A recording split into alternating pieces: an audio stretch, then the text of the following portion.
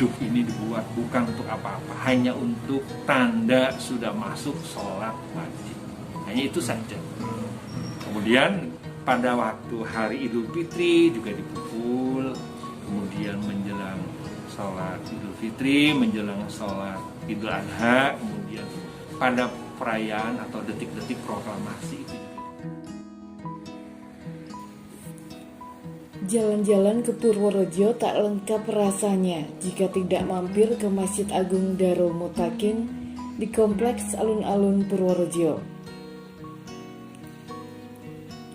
Masjid ini merupakan bangunan bersejarah warisan Bupati Purworejo pertama, Adipati Cokronegoro I. Sang Bupati tidak hanya mewariskan masjid saja, beliau kala itu juga memerintahkan para pejabat dan ulama untuk membuat beduk sebagai alat penanda waktu sholat. Maka bongkot atau pangkal pohon jati pendowo di Desa Bragolan, Kecamatan Purwodadi, diproses menjadi tubuh beduk. Bongkot itu adalah sisa, karena batang utamanya telah ditebang dan diolah untuk material pembangunan Masjid Agung dan pendopo Kabupaten Purworejo. Bongkot itu pun diolah dan hasilnya adalah beduk berukuran raksasa dengan panjang 292 cm, diameter bagian depan 194 cm, dan bagian belakang 180 cm. Membran beduk dibuat dari kulit sapi yang juga berukuran raksasa, milik peternak di Desa Winong, Kecamatan Kemiri. Setelah jadi, beduk kemudian ditarik ke masjid dan konon baru sampai setelah menempuh perjalanan selama 21 hari. Masyarakat di desa-desa yang dilewati rombongan beduk menyambutnya dengan sukacita. Beduk pendowo kini adalah beduk terbesar di dunia yang terbuat dari kayu utuh. Keberadaannya pun menjadi magnet yang menarik minat masyarakat luas untuk datang berkunjung ke Purworejo. Beduk Agung ini disebut beduk Agung memang paling besar di Purworejo, di Indonesia, itu dengan ukuran 194 cm. Kemudian itu diameter bagian depan, kemudian panjang badannya itu ada 292 cm, sedangkan diameter bagian belakang itu 180 cm. Diyakini bahwa beduk ini adalah peninggalan dari Eyang Kangjeng Raden Adipati Aryo Cokronegoro I, yaitu Bupati pendiri Kabupaten Purworejo. Dan tentu saja beliau sangat mementingkan sarana ibadah untuk masyarakat Purworejo yang masyarakat religius, yaitu beragama Islam. Maka beliau memerintahkan untuk membuat Masjid Agung ini pada tahun 1834. Dan Bupati Cokronegoro I memerintahkan kepada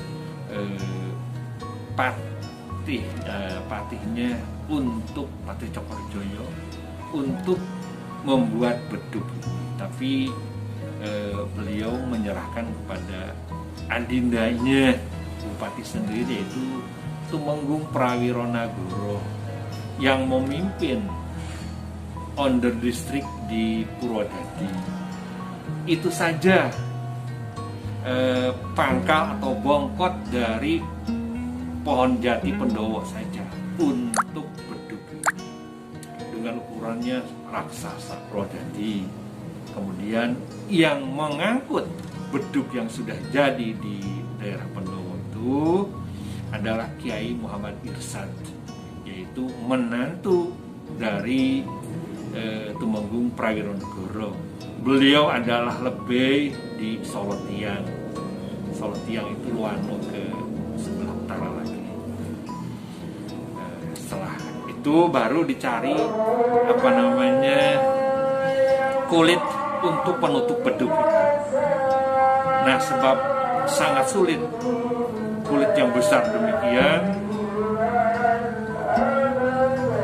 ternyata bahwa di daerah Purworejo sendiri, di daerah Winong, ada sapi yang besarnya bukan main, disebut sapi pemacek. Maka kulitnya lah yang dipakai untuk beduk itu. Tapi masyarakat Purworejo mengatakan itu kulit banteng.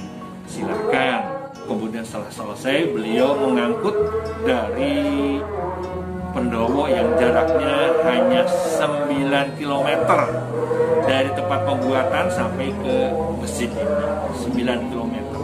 Tapi itu pengangkutannya diperkirakan lebih dari 21 hari untuk mengangkut saja, sebab kendaraan tidak ada, roda atau gerobak juga tidak cukup.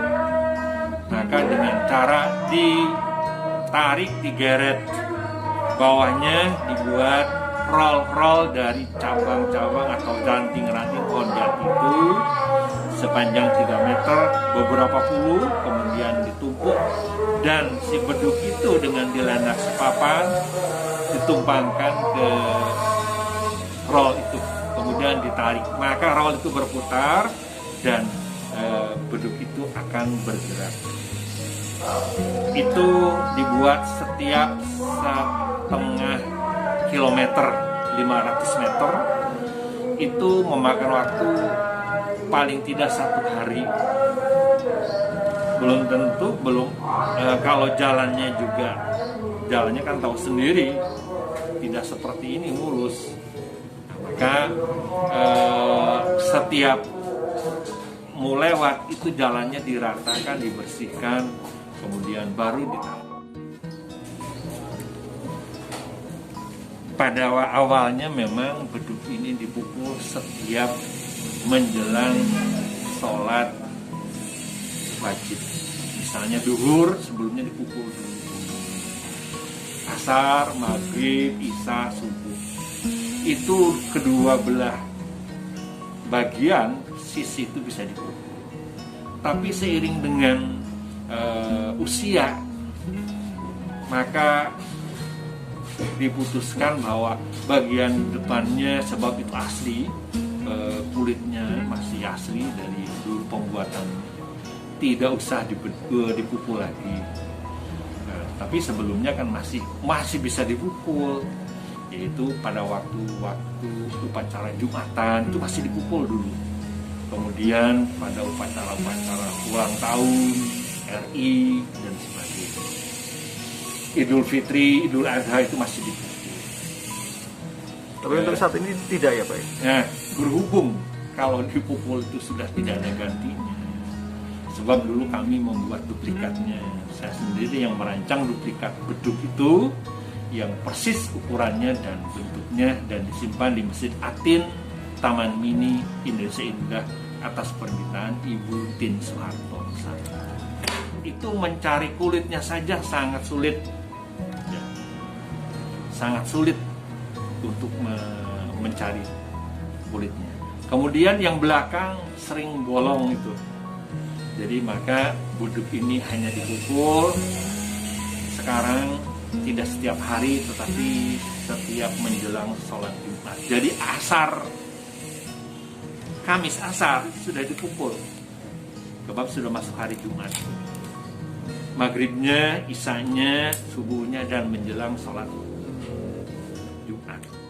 Ya alhamdulillah, kami juga tidak berhenti-hentinya, tetap membuat brosur-brosur, buku-buku tentang beduk ini, dan sudah berapa ribu buku yang sudah dimiliki, sehingga masyarakat itu tambah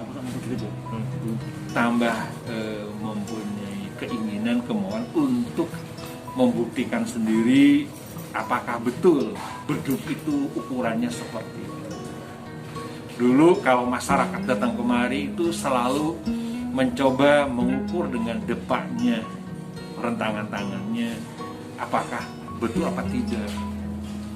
Kemudian ada kepercayaan kalau bisa mendepani kulit beduk yang ada di depan itu akan terkabul. Itu bohong, nonsen itu. Yang mengabulkan hanya Allah, bukan beduk itu.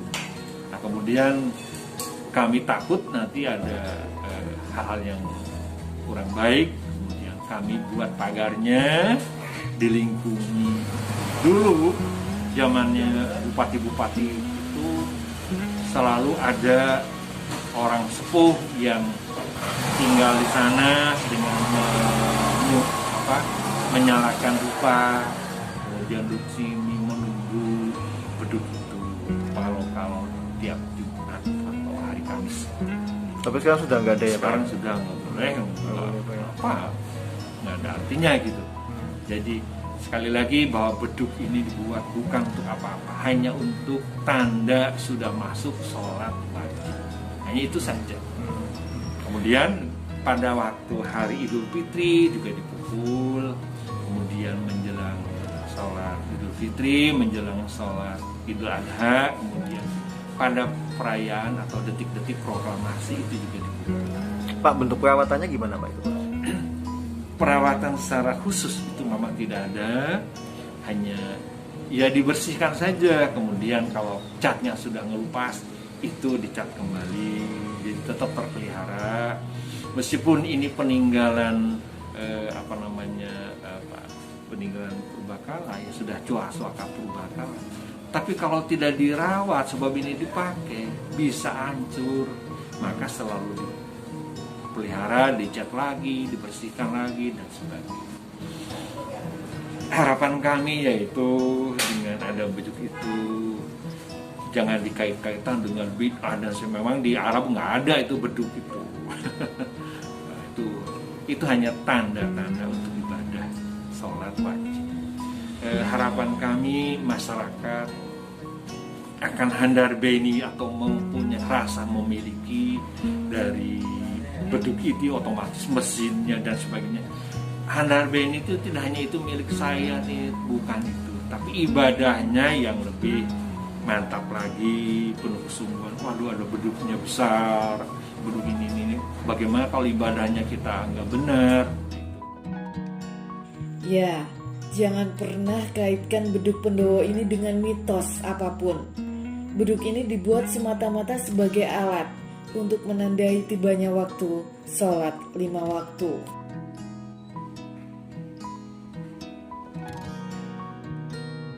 Hal terpenting bagi umat muslim adalah bagaimana caranya bisa memakmurkan masjid, meramaikan tempat suci itu untuk berbagai kegiatan ibadah dan juga kemasyarakatan. Harapan kami masyarakat, terutama kami sendiri, keluarga kami, keluarga masjid itu sendiri bisa lebih semangat lagi untuk beribadah dan melaksanakan segala perintah ajaran agama dengan sebaik-baiknya.